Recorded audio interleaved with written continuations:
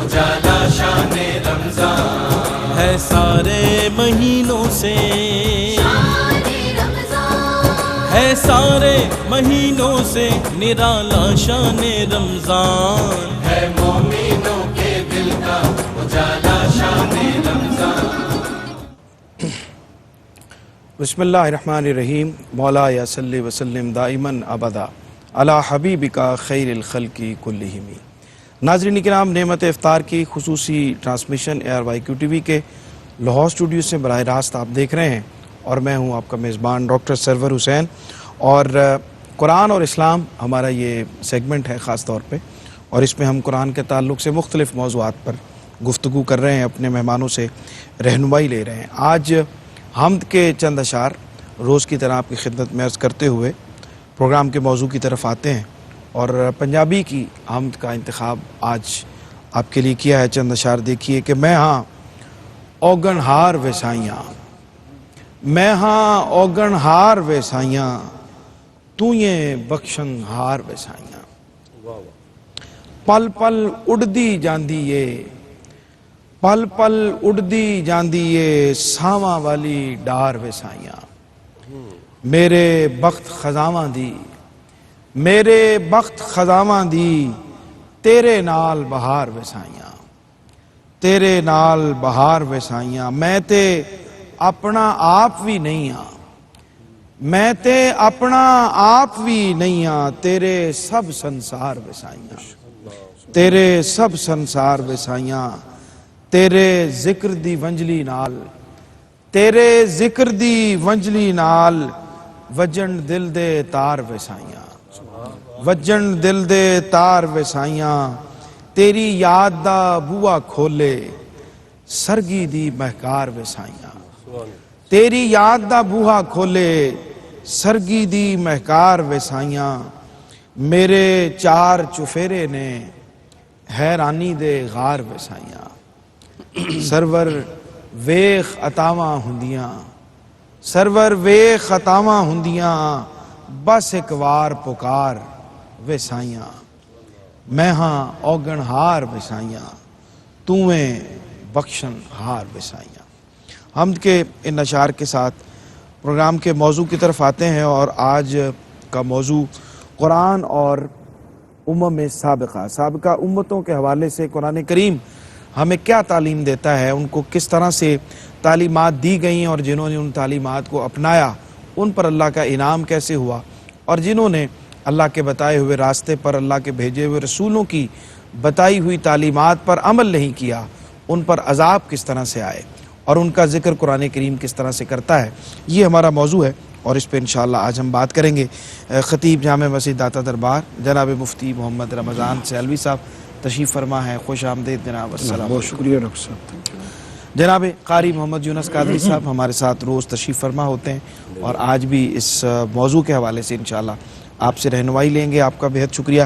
سید ہارون الرشید صاحب آستانہ علیہ موکن شریف سے ہمارے مہمان ہیں، آج آپ کو بھی خوش آمدید کہتے ہیں، بہت شکریہ۔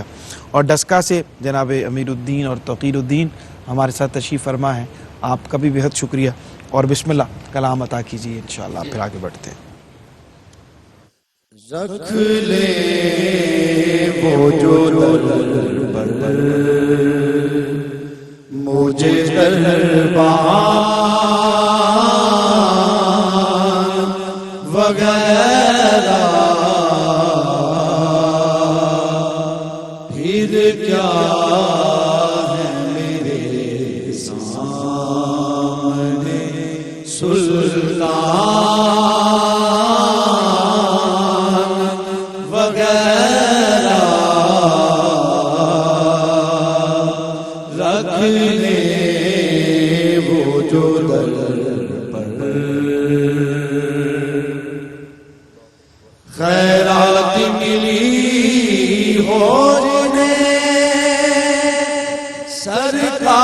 سرکار کے در سے،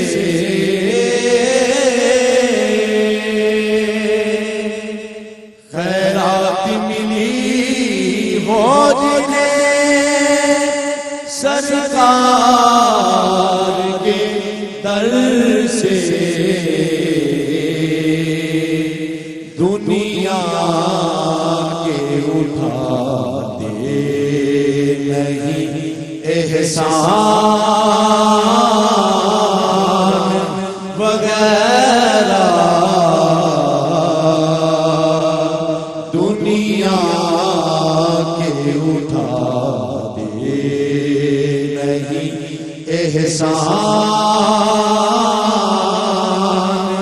وغیرہ، رکھ لے وہ جو در پر تاثیر لعاب دہن پاک ہے ایسی، سبحان اللہ سبحان تاثیر لعاب دہن پاک ہے ایسی، سر قدموں میں رکھ دیتے ہیں لقمان وغیرہ، سر قدموں میں رکھ دیتے ہیں لقمان وغیرہ، رکھ لے وہ جو در پر، ایک بار تو زہرا کے دلاروں کی ثنا کر، کیا بات، ایک بار تو زہرا کے دلاروں کی ثنا کر، بڑھتی چلی جائے گی پھر شان وغیرہ، بڑھتی چلی جائے گی پھر شان وغیرہ، رکھ لے وہ جو در پر۔ کیا بات، سبحان اللہ سبحان اللہ. سلامت رہیں جناب، خوش رہیں، آباد رہیں. سلطان محمود صاحب ہمارے دوست اور بہت اچھے اشعار ان کے آپ نے عطا فرمائے. مفتی صاحب قبلہ گفتگو کا آغاز کرتے ہیں. قرآن حکیم میں جس طرح سے انبیاء کرام کا انبیاء کرام کا ذکر ہے، اسی طرح سے ان کی امتوں کا بھی ذکر ہے، اس حوالے سے رہنمائی فرمائیے. بسم اللہ الرحمن الرحیم. ڈاکٹر صاحب بہت شکریہ. امیر الدین اور تقیر الدین نے دونوں نے مل کر جس ردم کے ساتھ اس کو نبھایا ہے، یہ بڑا مشکل ہو جاتا ہے کہ آپ اس میں اتنی یکسانیت اور اتنی بہر میں اس کو رکھیں. بہت قابل تحسین ہے، اللہ تعالیٰ ان کو جزا دے. اور ان سے میں یہاں حضور داتا صاحب کا ذکر ضروری ہے کہ ہمارے مہربان جو ان کو متعارف کرانے والے محمود صاحب ہیں ڈسکس، وہ گزشتہ 35 سال سے تقریباً شاید کو وقت اوپر نیچے ہوگا ریگولر جمعہ کی نماز داتا صاحب ادا کرتے ہیں. سبحان اللہ. بڑی ان کی ڈیڈیکیشن ہے، اللہ تعالیٰ جزائے خیر عطا فرمائے. موضوع جو آج کا ہے اس میں قرآن مجید فرقان حمید میں اللہ رب العزت نے آدم علیہ السلام، حضرت نوح علیہ السلام، ابراہیم علیہ السلام، حضرت لوط علیہ السلام، حضرت صالح علیہ السلام، حضرت ہود علیہ السلام، حضرت الیاس علیہ السلام، حضرت اسماعیل علیہ السلام، حضرت اسحاق علیہ السلام، حضرت یوسف علیہ السلام و دیگر انبیاء کے احوال بیان فرمائے. اس کے مختلف پہلو ہیں، ٹھیک، یعنی ان کو ذکر کرنے میں. اور قرآن مجید میں اس کا اعجاز اور بلاغت یہ ہے کہ قرآن مجید میں چیزوں کا تکرار ہے، ٹھیک، واقعات کا تکرار ہے، انبیاء اور امم سابقہ کے احوال کا کی ریپیٹیشن ہے. لیکن قرآن مجید کی فصاحت و بلاغت کا عروج اور کمال یہ ہے کہ ہر جگہ الفاظ کا انتخاب نیا ہے، اور الفاظ کے انتخاب کے ساتھ جہاں بھی ذکر ہوا ہے تو ایک الگ اینگل اور الگ پہلو سے ذکر ہوا. ٹھیک ٹھیک. اچھا، اس کے مقاصد میں سے سب سے پہلا تو یہ دیکھیں کہ کچھ کا تعلق اور ایک براہ راست تعلق خود نبی پاک علیہ الصلوۃ والسلام سے، صحیح، جیسے اللہ رب العزت نے قرآن مجید میں فرمایا کذالک نقص علیک من انباء ما قد سبق، کہ محبوب اسی طرح ہم آپ کو پچھلی امتوں کے حوال بیان کرتے ہیں۔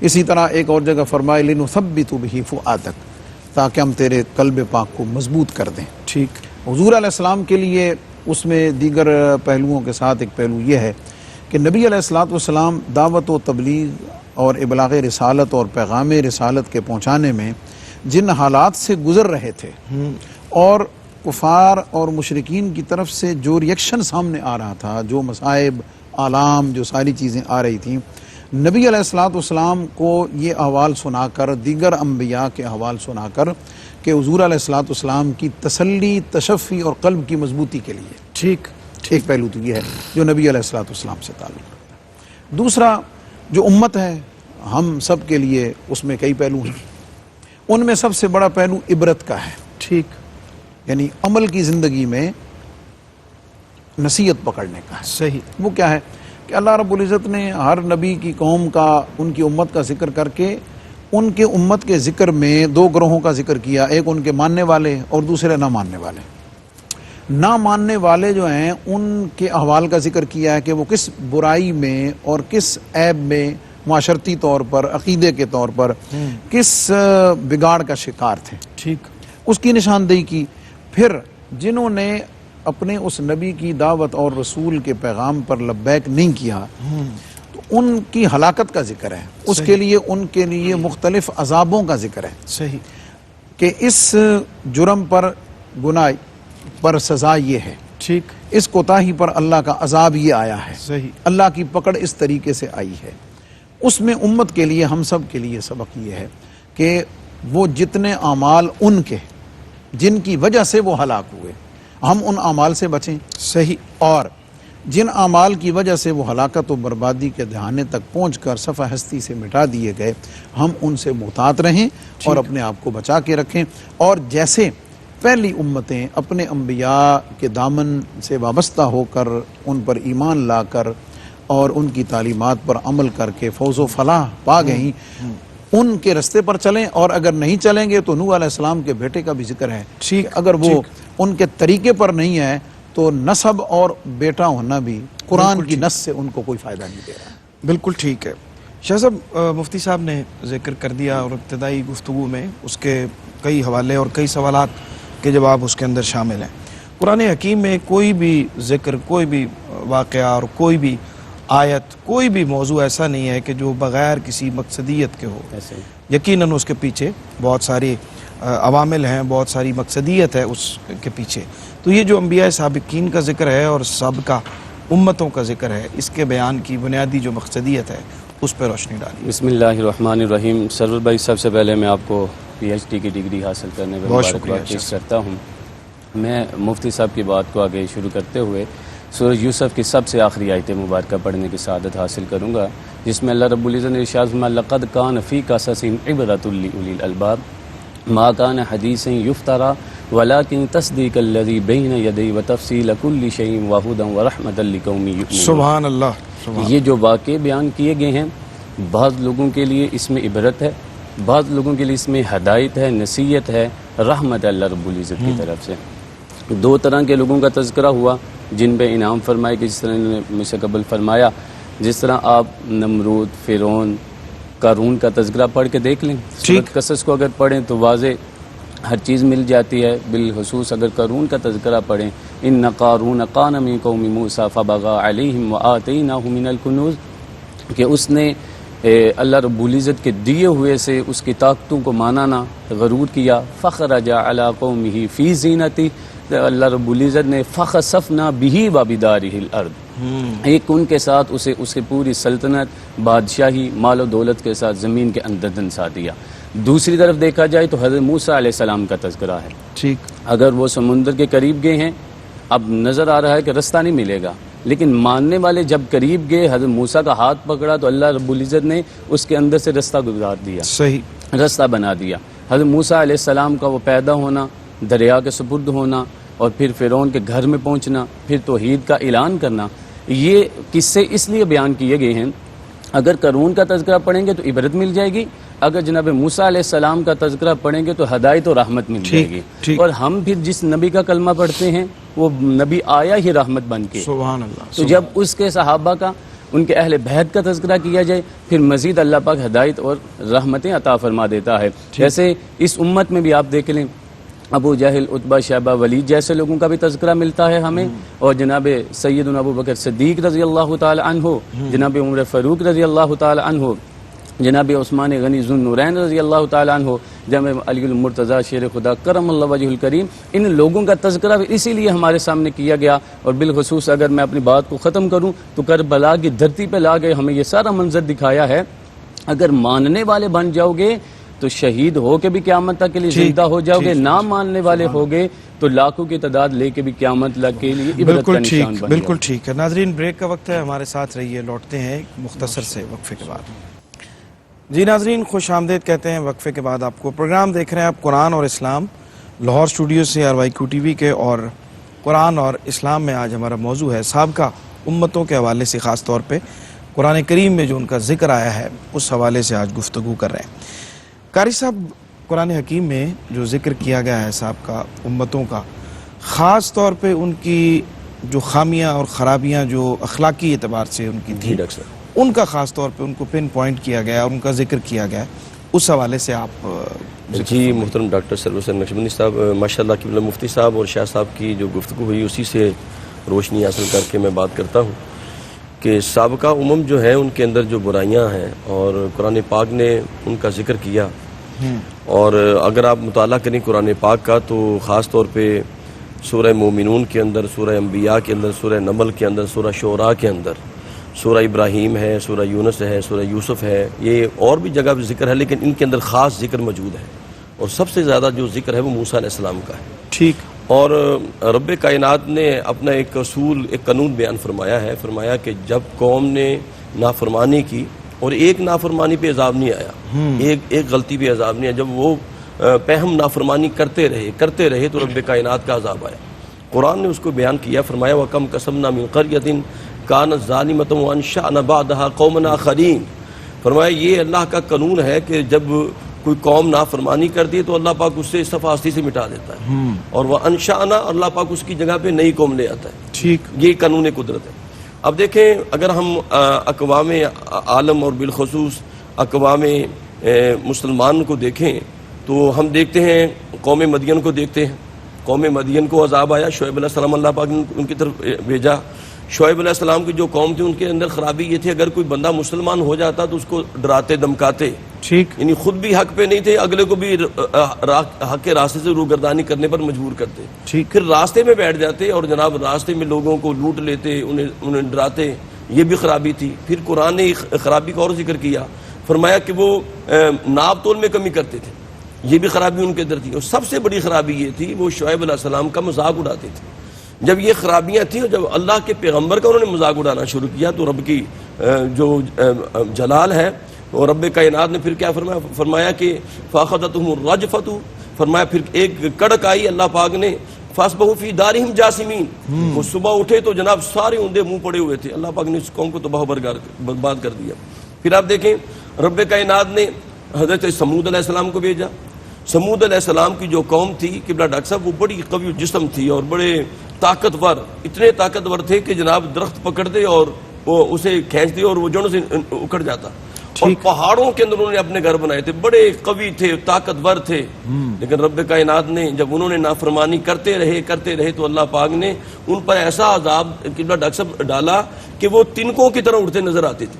پھر آپ دیکھیں صالح علیہ السلام کو رب کائنات نے بھیجا اور قوم نے بڑی عجیب ڈیمانڈیں کی، قوم کہنے لگی جی جناب یہ ہمارے سامنے جو پہاڑ ہے اسی سے اونٹنی گابن اونٹنی آئے اور جناب آتے ہی بچہ جن دے، تو رب کائنات نے ان کی ڈیمانڈ پہ نبی کے ہاتھ سے وہ معجزہ صادر فرما دیا، اور یہ بھی حکم دیا کہ اس کو برائی کے ذریعے اس کو ہاتھ نہیں لگانا، اگر لگایا تو ایک دردناک عذاب آئے گا۔ لیکن قوم نے کیا کیا جناب، اتنی بڑی رحمت آئی اور ایک دن پوری قوم اس کا دودھ پیتی، تو جناب یعنی پانی کی ضرورت نہیں ہوتی تھی، اتنا دودھ ملتا تھا، لیکن قوم نے نافرمانی کی، اس کی کونچیں کاٹ ڈالی، تو جناب اللہ پاک نے ان پر بھی عذاب نازل کیا۔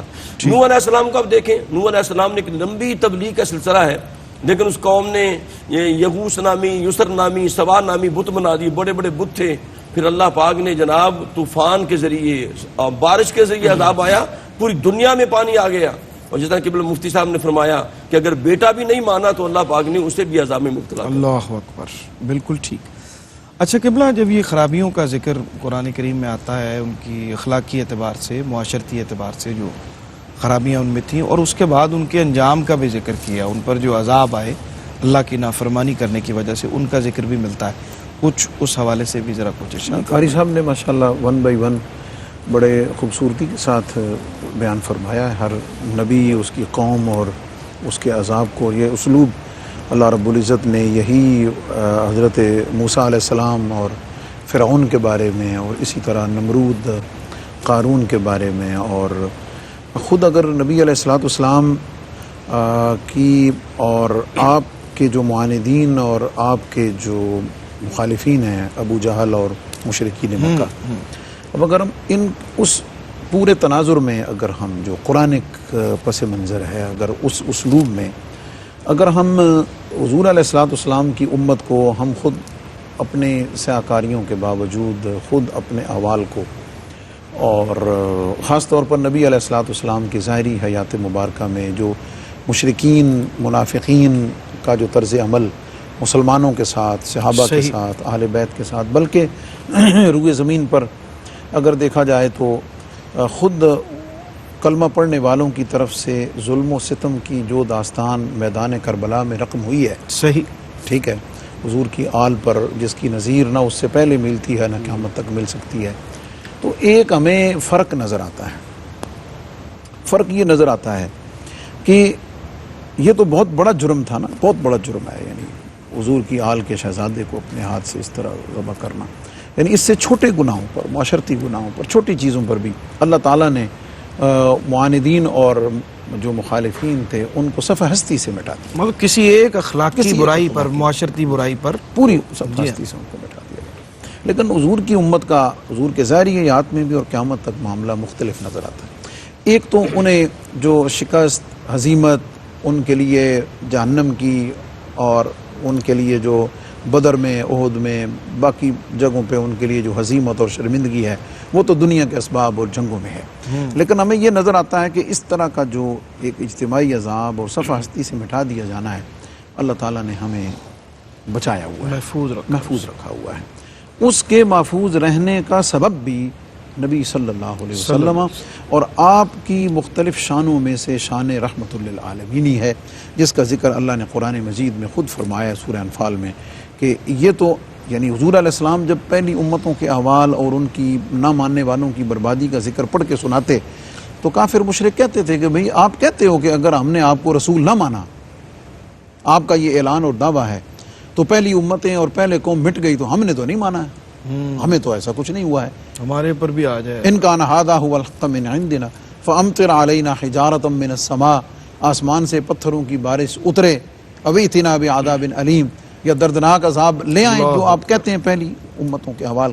اللہ تعالیٰ نے اس کا جواب دیا ہے کہ محبوب یہ ہیں تو اسی قابل.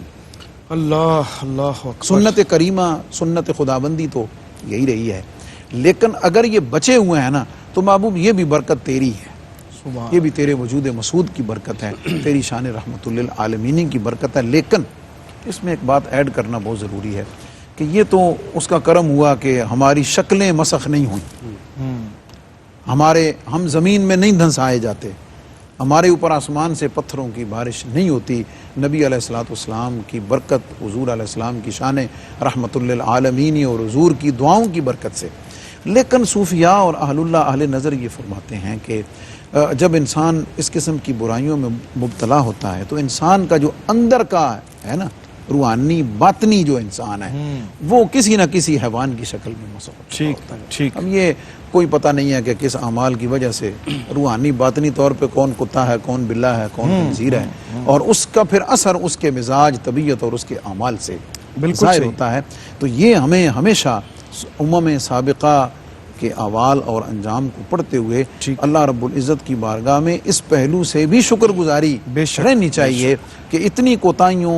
دیکھیں آپ معاشرے پہ ایک نظر ڈالیں نا، مجھ سمیت ہم سب، تو یعنی کیا کیا ہے جو نہیں ہے، بالکل صحیح. کون سی بحیثیت برائی- مجموعی وہ بحیثیت تمام مجموعی خرابیاں ہمارے اندر موجود ہیں جو جس تمام میں ایک برائی کی وجہ سے قوم برباد ہو. لیکن ہمارے اندر وہ ساری موجود موجود ہیں. بالکل تو ٹھیک. توبہ بھی کرنی چاہیے، اصلاح بھی کرنی چاہیے، لیکن اس اجتماعی عذاب سے بچنے پر نبی علیہ السلام پر درود پڑھ کے اللہ رب بالکل العزت ٹھیک. کا شکر بھی کرنا چاہیے. بالکل ٹھیک ہے. قرآن حکیم کی روح سے شصب جو قوموں کی تباہی اور بربادی کے اصول ہیں ایک معین جو اللہ تعالیٰ نے فرما دیا ہے کہ یہ اصول ہیں اور ان سے انحراف کیا جائے گا تو پھر عذاب آئے گا، اس کی وجوہات، اس کے اسباب کیسے آتے ہیں عذاب اللہ؟ سرور بھائی میں آپ کے سامنے سورہ شعراء کی 5 آیات پڑھتا ہوں.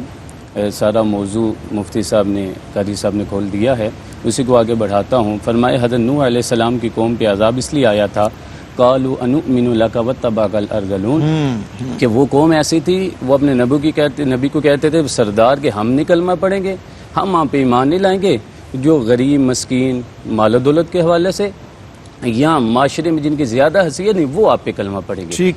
یہاں ایک بات سوچنے والی ہے، یہی جملے مکہ کی سرزمین میں بھی بولے گئے تھے. صحیح. دوسری خطا دیکھ لیں، آگے آپ کو میں سمود کا تذکرہ پڑھ لیں. انہوں نے کیا کیا؟ انہوں نے کہا اتبنون بکل رین آیۃ تبعثون وتتخذون مصانع لعلکم تخلدون واذا بطشتم جبارین. فرمایا یہ ایسی قوم تھی پہاڑوں پہ گھروں کو بنا لیتی تھی، مال و دولت ان کے پاس بہت زیادہ تھا، لیکن جب ان کے پاس کوئی غریب مسکین آتا تھا تو اسے نہیں دیتے تھے، اسے تکلیفیں دیتے تھے.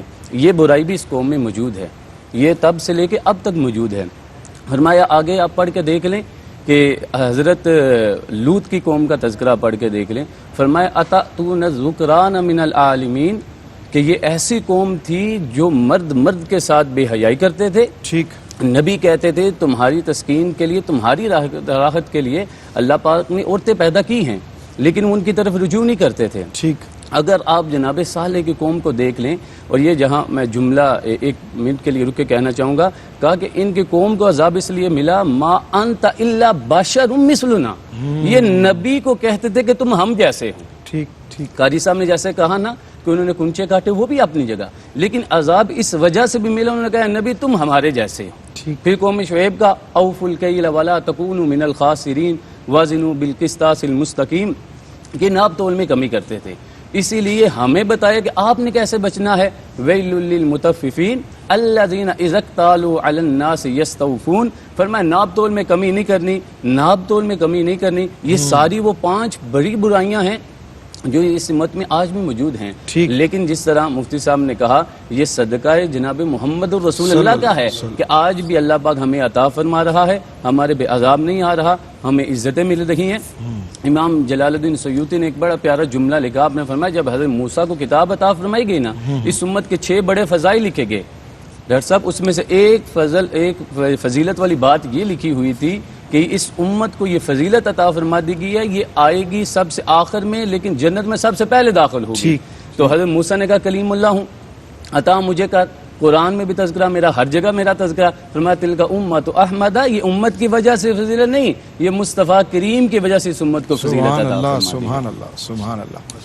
اچھا قاری صاحب، امت کو خیر امت کہا گیا ہے، یعنی تمام امتوں سے بہتر امت اس کو قرار دیا گیا ہے. تو اس حوالے سے جو ہماری رسپانسبلٹیز ہیں، جو ہماری ذمہ داریاں ہیں اور جو تقاضے ہیں بہترین امت ہونے کے، کنتم خیر امتن کے مصداق ہم کیسے ہو سکتے ہیں؟ جی ڈاکٹر صاحب میں عرض کرتا ہوں اس حوالے سے، دیکھیے گا کہ خالق کائنات نے امت مصطفیٰ کو جو امتیاز دیا ہے وہ کسی امت کو نہیں دیا. اور جس طرح کہ قبلہ شاہ صاحب نے بیان فرمایا یہ نسبت مصطفیٰ کی وجہ سے ہے. جب رب کائنات نے موسیٰ علیہ السلام کو تمام امم کا مشاہدہ کروایا تو آپ نے ساری امتیں دیکھی، اور جب امت مصطفیٰ کو دیکھا تو دیکھا کہ وہ تو ان کے اعضاء سے نور چمک رہا ہے. ٹھیک. تو اللہ کی بارگاہ میں عرض کی مالک یہ امت مجھے دے دے. تو رب نے فرمایا نہیں، یہ امت میں نے اپنے حبیب محمد صلی اللہ علیہ وسلم کے لیے منتخب کر رکھی ہے. آپ اندازہ کریں عیسیٰ علیہ السلام کتنے بڑے جلیل القدر پیغمبر ہیں، کلمۃ اللہ ہیں، روح اللہ ہیں، لیکن وہ کہتے ہیں کاش ایسے ہوتا. پوچھا جی کیا ہوتا؟ آپ تو بریح الاکمہ والابرص وحی الموتى باذن اللہ، آپ تو جناب مردوں کو زندہ کرتے ہیں، آپ سارا کچھ بتا دیتے ہیں، آپ مٹی کا پرندہ بنا کے پھونک مارتے اس میں جان آ جاتا. نہیں، کاش ایسے ہوتا. حضور اس کے آگے کیا ہے فرمایا کاش ایسے ہوتا میں امام الانبیاء کو امتی ہوتا اور ان کے نالین ان کے جوتوں کے تسمے باندھ رہا ہوں. اچھا یہ عظمت کی بات کر کے اب میں ذمہ داریوں کی طرف آتا ہوں. ذمہ داری کیا ہے؟ آپ نے جو آیت کی طرف اشارہ کیا اسی کے اندر سارا کچھ ہے. فرمایا کنتم خیر امۃ اخرجت للناس تأمرون بالمعروف وتنہون عن المنکر. ٹھیک. فرمایا ذمہ داری یہ ہے کہ امر بالمعروف اور نہی عن المنکر پر یہ عمل پیرا ہو جائیں. صحیح. یہ تبلیغ کریں. یہ کیوں بہترین امت ہے؟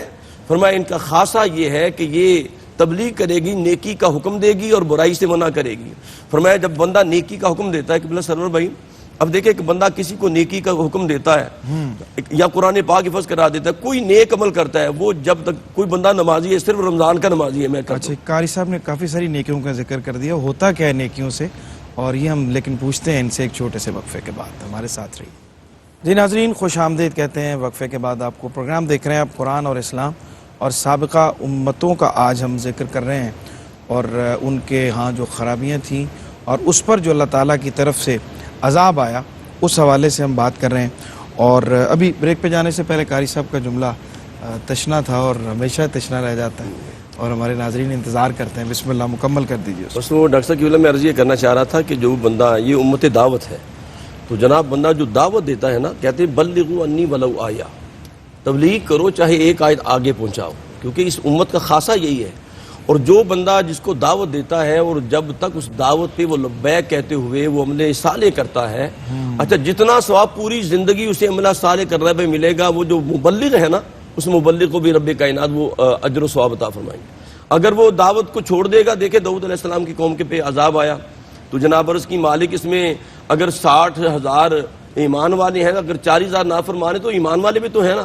فرمایا وہ ایمان والے ہیں لیکن وہ صرف اپنی عبادت میں لگے ہوئے ہیں، وہ دعوت نہیں دے رہے. تو یہ امت دعوت ہے تو حکم یہی ہے کہ جناب تم نیکی کو پھیلاؤ اور نیکی کا حکم دو. بالکل ٹھیک.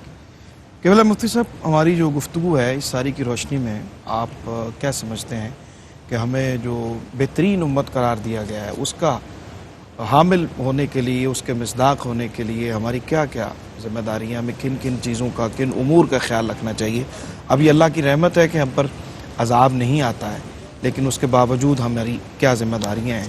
گفتگو کو کنکلوڈ کرتے ہو. ڈاکٹر صاحب اس طرح کا عذاب تو نہیں آتا جی، لیکن ہم دیگر جن مسائل میں اور جن آزمائشوں میں بلکہ کسی جگہ پہ ہم عذاب بھی کہہ سکتے ہیں مبتلا ہیں. ٹھیک. آپس کی نفرتیں، تفرقہ بازیاں اور عدم برداشت اور بے برکتی، حرص و ہوس، کسی کی عزت نفس کا، تکریم کا، بے سکونی بحیثیت مجموعی اگر ہم کہیں تو بے سکونی یہ کسی عذاب سے کم تو نہیں ہے. صحیح فرما رہے. یہ تو کسی عذاب سے کم نہیں. وہ اس طرح کی صورت جو ہے یعنی صورتوں کا مسخ کیا جانا، صف ہستی سے مٹا دیا جانا، اس سے بچے ہوئے ہیں.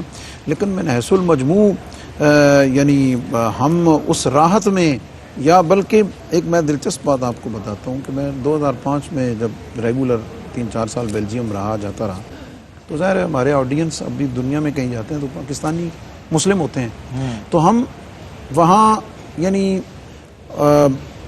باہر ملکوں میں بھی جا کر مسلمانوں کو واعظ و نصیحت کر رہے ہوتے ہیں. ایک بڑا دلچسپ پہلو ہے. صحیح. ہم مسلمانوں کو واعظ و نصیحت کر رہے ہوتے ہیں اسلام کی، دین کی، اخلاقیات کی، برائیوں سے بچنے کی، عقائد کو درست رکھنے کی. تو مجھے اچھی طرح یاد ہے کہ میں نے ایک موقع پر جب بات کی، میں نے کہا یار ہونا تو یہ چاہیے تھا کہ ہم آپ سب مل کے تو جو یہاں نون مسلم ہیں ہم ان کو اسلام کی بات کرتے، ہم ان کے سامنے اسلام کا خوبصورت چہرہ رکھنے کی کوشش کرتے. میں نے کہا ہم یہاں بھی آ کر آپ کو سدھارنے میں لگے ہوئے ہیں کہ یار یہاں رہ کے آپ نے بھی ٹھیک ہو جانا. ٹھیک. یہ ایک پہلی بات تو صحیح. دوسری جو آپ نے فرمایا کہ بنیادی ذمہ داری، جیسے قرآن مجید میں اس سورہ آل عمران کی آیت میں اللہ تعالیٰ نے فرمایا نا کہ اخرجت للناس، یہ بھی ایک پہلو ہے کہ تم صرف اپنے لیے نہیں، اخرجت للناس تمہاری ذمہ داری دوسروں کی بھی ہے. اس وجہ سے یعنی علماء نے یہ بھی فرمایا کہ جو ایمان لانے والے ہیں وہ امت اجابت ہے، لیکن ان کی جو ذمہ داری ہے وہ دعوت و تبلیغ کی ہے، تأمرون بالمعروف وتنہون عن المنکر. اس کے ساتھ سورہ بقرہ دوسرے پارے کے شروع میں جو ہم امت مسلمہ کی ایک خوبصورتی اور ذمہ داری خیر امت ہونے کے حوالے سے لگائی گئی ہے، اور میں سمجھتا ہوں کہ آج کے حالات میں اس کی اشد ترین ضرورت ہے وہ ہے وَكَذَلِكَ جَعَلْنَاكُمْ أُمَّةً وَسَطًا، ٹھیک ٹھیک، کہ ہم نے تمہیں درمیانی امت، اعتدال والی امت، افراط اور تفریط عقائد میں، اعمال میں، طرز عمل میں، دین میں، دنیا میں، ہر چیز میں افراط اور تفریط دونوں انتہاؤں سے بچے ہوئے راہ اعتدال پر چلنے والی امت تمہیں بنایا ہوا ہے۔ ٹھیک، تو آج کے حالات میں امت مسلمہ کی، ہم سب کی بالخصوص جو کسی نہ کسی جگہ امت کی تربیت، وعظ، نصیحت، لیڈنگ میں کہیں نہ کہیں جسے کچھ لوگ سنتے ہیں، ان کی ذمہ داریوں میں سے ایک یہ ہے کہ وہ اپنے پیروکاروں میں، اپنے محبت کرنے والوں میں، اپنے شاگردوں میں، اپنے مریدوں میں اس تشدد کے رجحان کو ختم کرے، ٹھیک،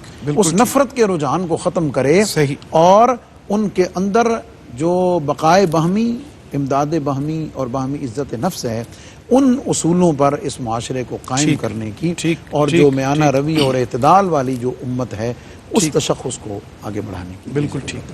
حضرت پیغام عطا فرما دینا۔ میں قبلہ مفتی صاحب کا جملہ آگے لے کے چلتا ہوں، وَكَذَلِكَ جَعَلْنَاكُمْ أُمَّةً وَسَطًا لِتَكُونُوا۔ میرے سیدی ضیاء الامت نے یہاں لکھا ہے، آپ فرماتے ہیں یہاں جو وسط ہے نا وہ بمعنی درمیان نہیں بلکہ بمعنی بہترین کے استعمال کیا گیا ہے۔ جیسے ایک انسان ہے، اس کو بچپن بھی ملتا ہے، اسے بڑھاپا بھی ملتا ہے، بہترین وقت اس کا کون سا؟ جوانی کا ہے۔ اسی طرح ایک انسان بخیل ہے، ایک فضول خرچ ہے، اس کے درمیان جو آتا ہے اسے سخی کہا جاتا ہے۔ ایک انسان بزدل ہے اور دوسرا انسان جو ہے وہ زیادہ غصے والا ہے، اس کے درمیان جو آتا ہے اسے شجاعت والا کہا جاتا ہے۔ اسی طرح یہاں اللہ رب العزت نے وسط کہہ کے ہمیں بہترین امت کہا ہے۔ ہمیں اب کرنا کیا چاہیے؟ ہمیں ساری زندگی کا ہمارا خلاصہ ہم حضور نبی کریم صلی اللہ علیہ وآلہ وسلم کی سیرت سے لیں گے کہ ہم نے اپنی زندگی کو کیسے گزارنا ہے۔ تو آپ کی سیرت سے یہ ملتا ہے کہ تفرقے چھوڑ دیں، لڑائیاں چھوڑ دیں، جیسے قرآن مجید میں سورۃ آل عمران میں اللہ رب العزت نے ارشاد فرمایا وَلَا تَكُونُوا كَالَّذِينَ تَفَرَّقُوا وَاخْتَلَفُوا مِن بَعْدِ مَا جَاءَهُمُ الْبَيِّنَاتُ۔ پہلی امتوں کے ڈاکٹر صاحب ایک غلطی کوتاہی یہ بھی تھی کہ وہ تفرقے میں تھے، وہ تقسیم ہو گئے تھے، وہ جدا ہو گئے تھے۔ اور میں جملہ یہاں ختم کرنا چاہتا ہوں، جس طرح مفتی صاحب نے کہا کہ ہمیں کوشش یہ کرنی چاہیے جو غیر مسلم ہیں انہیں مسلمان کیا جائے، نہ کہ جو مسلمان ہیں انہیں کافر کیا جائے۔ بالکل ٹھیک، بالکل ٹھیک۔ بہت شکریہ جناب مفتی محمد رمضان سیالوی صاحب، جناب قاری محمد یونس قادری صاحب، جناب سید ہارون الرشید صاحب بوکن شریف سے آپ تشریف فرما ہوئے، اور امیر الدین توقیر الدین صاحب آپ کا بہت شکریہ، ڈسکا سے آپ بھی تشریف لائے۔ کلام ہم آپ سے آخر میں سنتے ہیں، اور سلسلہ انتخاب کلام سے پہلے دعا کیجئے کہ سید طلحہ فخری ہمارے کراچی ٹرانسمیشن سے ہمارے ساتھی ہیں، ان کے والد کا کل انتقال ہوا ہے، اللہ کریم ان کے درجات کو بلند فرمائے، آمین۔ اور رمضان المبارک کی ان گھڑیوں میں اللہ تعالیٰ ان کے لیے بخشش اور مغفرت کا فیصلہ فرمائے۔ نعت کے چند اشعار سلسلہ انتخاب کلام میں آپ کی خدمت میں، اور آج کلام شاعر بزبان شاعر۔ اب تک سخن ہے خود بھی اوائل کے باب میں، اب تک سخن ہے خود بھی اوائل کے باب میں، کیا کہہ سکے گا ان کے فضائل کے باب میں، واہ واہ واہ، بہت اعلیٰ۔ کیا کہہ سکے گا ان کے فضائل کے باب میں، عشر عشیر بھی نہیں ان کے کمال کا، عشر عشیر بھی نہیں ان کے کمال کا، لکھا گیا ہے جو بھی خسائل کے باب میں، واہ واہ واہ واہ، لکھا گیا ہے جو بھی خسائل کے باب میں، گر بات ہو خدا کی، خدا کے رسول کی، جب بات ہو خدا کی، خدا کے رسول کی، مت سوچنا ذرا بھی دلائل کے باب میں، واہ واہ واہ، بہت مت سوچنا ذرا بھی دلائل کے باب میں، ہو مستند حوالہ سند بھی ہو متصل، ہو مستند حوالہ سند بھی ہو متصل، لکھنا اگر ہو ان کے شمائل کے باب میں، ہو متصل، ہو مستند حوالہ سند بھی ہو متصل، لکھنا اگر ہو ان کے شمائل کے باب میں، اور قول ضعیف حکم شریعت سے جانچیے، قول ضعیف حکم شریعت سے جانچیے، کر لیں قبول گر ہو فضائل کے باب میں، کر لیں قبول گر ہو فضائل کے باب میں، اور کرتے ہیں غیب سے وہی سامان حاضری، میں سوچتا ہوں جب بھی وسائل کے باب میں، اور بیٹھا ہوا ہوں قدموں میں سرور جھکا کے سر، بیٹھا ہوا ہوں قدموں میں سرور جھکا کے سر، کرنی ہے عرض اپنے مسائل کے باب میں. بے شک. انہی اشعار کے ساتھ اجازت دیجیے، انشاءاللہ کل آپ سے ملاقات ہوگی. ایک نئے موضوع کے ساتھ کلام شامل کرتے ہیں اور ہمارے ساتھ تشریف فرما ہیں ڈسکا سے امیر الدین اور توقیر الدین صاحب. بسم اللہ. وہ نگاہ کرم یا محمد، وہ نگاہ کرم یا محمد، غمزدوں نے تجھے ہے پکارا. وہ نگاہ کرم یا محمد، وہ نگاہ کرم یا محمد، غمزدوں نے تجھے ہے پکارا. اور کچھ بھی نہیں پاس تیرے، اور کچھ بھی نہیں پاس تیرے، بس تیرے نام کا ہے سہارا. وہ نگاہ کرم یا محمد. سبحان اللہ سبحان. تو نے لاکھوں کی قسمت سنبھالی ہے، خدا کی خدائی تمہاری. تو نے لاکھوں کی قسمت سنبھالی ہے، خدا کی خدائی تمہاری. کربلا کے شہیدوں کے صدقے، کربلا کے شہیدوں کے صدقے، میری جانب بھی ہو ایک اشارہ. ہو نگاہ کرم یا محمد. سبحان اللہ. دو جہاں کا ملا راج تجھ کو، بے کسوں کی ہے سب لاج تجھ کو. دو جہاں کا ملا راج تجھ کو، بے کسوں کی ہے سب لاج تجھ کو. اس کو ڈر ہے بھلا کس بلا کا، اس کو ڈر ہے بھلا کس بلا کا، جس نے پکڑا ہے دامن تمہارا. ہو نگاہ کرم یا محمد. غوث ہیں اولیاء انبیاء ہوں، شاہ عالم ہو یا کہ گدا ہوں. غوث ہوں اولیاء انبیاء ہوں، شاہ عالم ہو یا کہ گدا ہوں. بھیک لیتے ہیں سب آگے تجھ سے، بھیک لیتے ہیں سب آگے تجھ سے. سب کا ہے تیرے در پر گزارا. ہو نگاہ کرم یا محمد. سبحان اللہ سبحان. گرچہ سائن سراپا خطا ہے، پھر بھی آقا تمہارا گدا ہے. گرچہ سائن سراپا خطا ہے، پھر بھی آقا تمہارا گدا ہے. تیرا ہو کر جہنم میں جائے، تیرا ہو کر جہنم میں جائے. کیسے رحمت کو ہوگا گوارا. ہو نگاہ کرم یا محمد. غمزدوں نے تجھے ہے پکارا. اور کچھ بھی نہیں پاس تیرے، بس تیرے نام کا ہے سہارا. ہو نگاہ کرم یا محمد.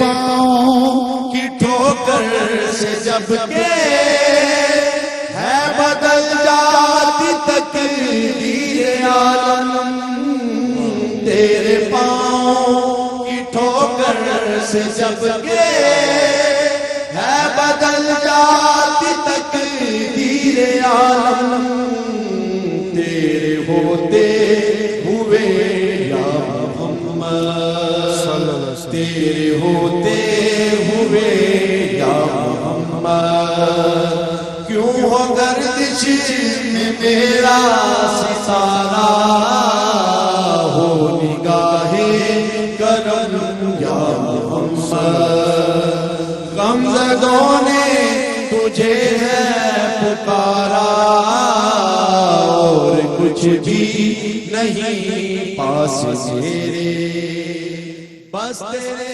نام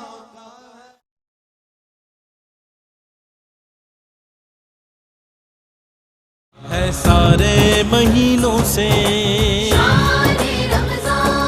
ہے سارے مہینوں سے نرالا شان رمضان۔